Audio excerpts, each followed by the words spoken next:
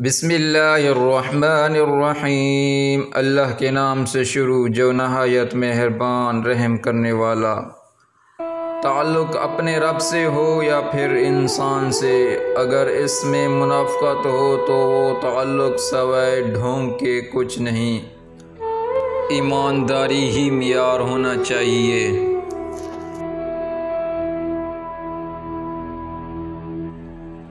کامیابی چل کر نہیں آتی، ہمیں اس تک پہنچنا پڑتا ہے، ٹھیک اس طرح جس طرح ہر پرندے کے لیے خدا نے کھانا تو دیا ہے پر اس کے گھونسلے میں نہیں۔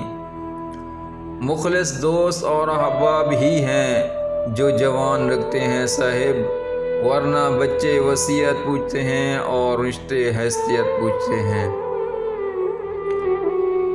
اللہ تعالیٰ فرماتا ہے، مجھے شرم آتی ہے کہ میں ان کے اٹھے ہوئے ہاتھ خالی کیسے موڑ دوں، جب انہوں نے مجھ سے مانگا ہے تو میں نے بھی نہ دیا تو کون دے گا۔ اگر آپ کو علم ہو جائے کہ لوگ کتنی جلدی آپ کو آپ کی موت کے بعد بھولتے ہیں تو آپ لوگوں کو متاثر کرنے میں زندگی ضائع کرنا چھوڑ دیں گے۔ کچھ لوگ اتنے قریب ہوتے ہیں کہ دولت کے علاوہ ان کے پاس کچھ بھی نہیں ہوتا۔ جو اللہ کی نافرمانی کرتے ہیں، اللہ ان پر بھی اپنی محبت اور رحمت کرتا ہے۔ پھر تصور کریں کہ اللہ ان سے کتنی محبت کرتا ہے جو اللہ کی فرمانبرداری کرتا ہے۔ آنکھ سے ہونے والے گناہوں سے حافظ کمزور ہوتا ہے۔ اس کا ثبوت یہ کہ نابینا لوگوں کا حافظ بہت تیز ہوتا ہے۔ اللہ تعالی ہمیں گناہوں سے بچائیں۔